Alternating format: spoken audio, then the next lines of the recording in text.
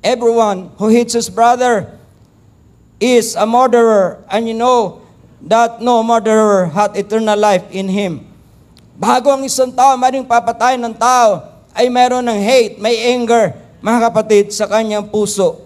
Covetousness is the sin of the spirit. Parang sabi ni Paul, let us cleanse ourselves from all filthiness of the flesh and of the spirit. God weighs our hearts, God weighs our spirits, mga kapatid. Covetousness comes from the heart. It does not depend how little we have and how much we have. But it does not depend on the circumstances of life, but it depends what comes from the heart. Pero sabi ni Paul, mga kapatid, na God is my witness that parabang I have not committed once gold and silver and clothing. Mga kapatid, man look on the outward appearance, but God look on the heart.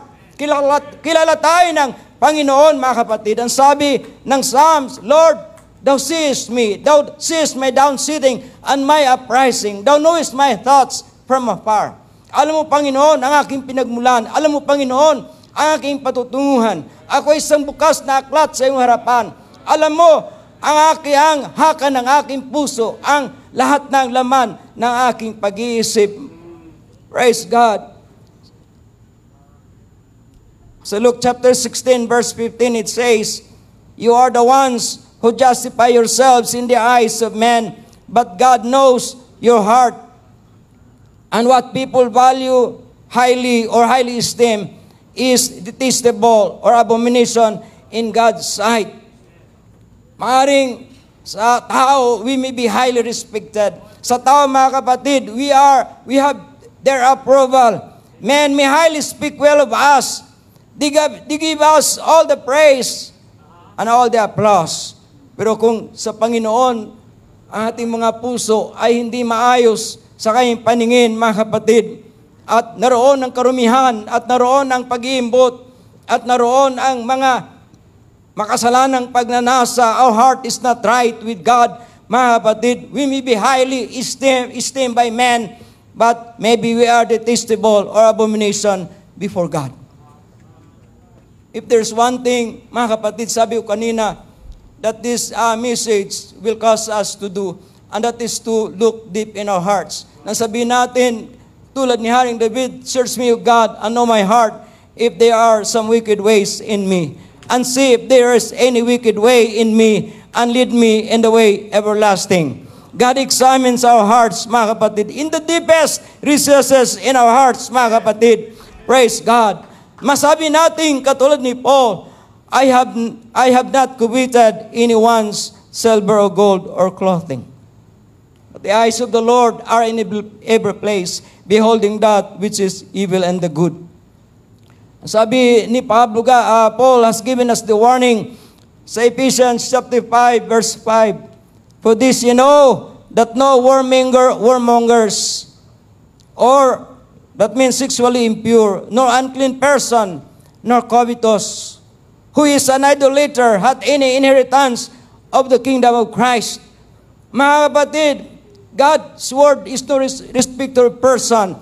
Pag ikaw ay adulterer, ikaw ay fornicator, mga kapatid, ikaw ay covetous, regardless of your simply a member, or a pastor, or a leader, regardless of you occupy a high position, kung anong ginagalawan mo sa society, mga kapatid, you never have a place in the kingdom of God.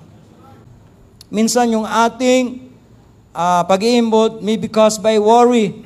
Pero ang sabi ng banal kasulatan, let us pay ourselves for the love of money. Because God has promised na hindi niya tayo pabayaan, ni iwanan man. And God will be our helper. Tayo ay tutulungan ng Panginoon. Covetousness, mga kapatid, will make us miserable. But gratitude and the feeling of trust na ang sufficiency natin ay nasa Panginoon, mga kapatid, ang magbibigay sa atin ng kapayapaan sa ating mga puso at ng feeling ng kagalakan sa ating mga puso. Do not compare yourself with others, mga kapatid. Comparisons are a recipe for unhappiness.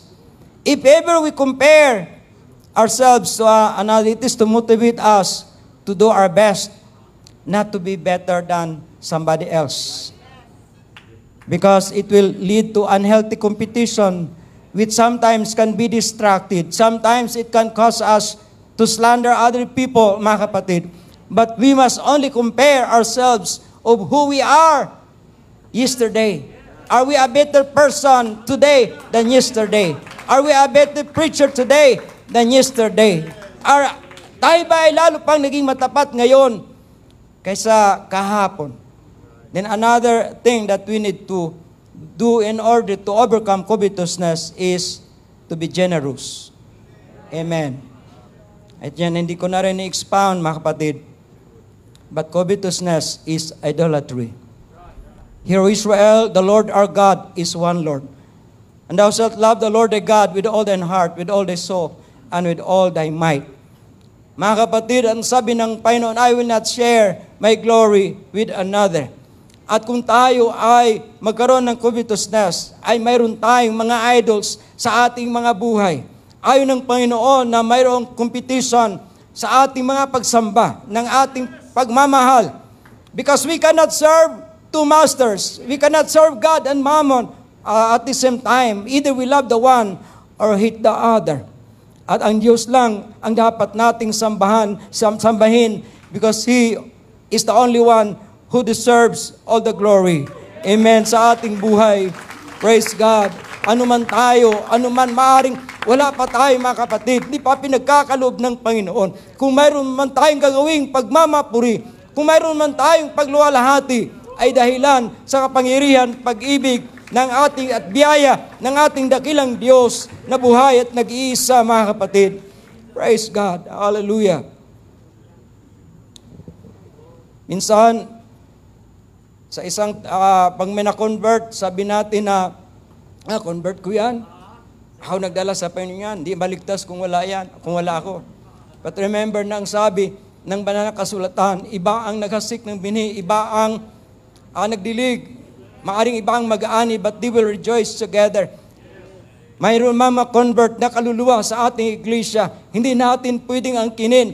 And we cannot we cannot get all the credit, mga kapatid. Maaring somebody prayed for that soul before coming to God. Maaring may naghasik na ng bini ng salita sa kanyang puso. Mayroong naging courage sa kanya na dumalo sa panambahan. Mayroong nagturo kung saan ang lugar ng panambahan. Amen. At maaring minsan nalipat sa ating church na train na sa isang iglesia, tayo na nga ang nag-aani na lang, mga kapatid. Maraming sabi natin, pag naligtas ang isang kaluluwa, no individual person can get the credit. Pero kung mayroon mang maibigay natin ang kapurat pagluwalhati ay sa Panginoon. Because it is God who give it the increase, mga kapatid. Hallelujah! Praise God! Hallelujah! Then God deserves all the praise and the glory. Preach the word, mga kapatid. Hallelujah! Our message must be right. Our motives must be right. Our methods must be right. And we must live right. God bless you all.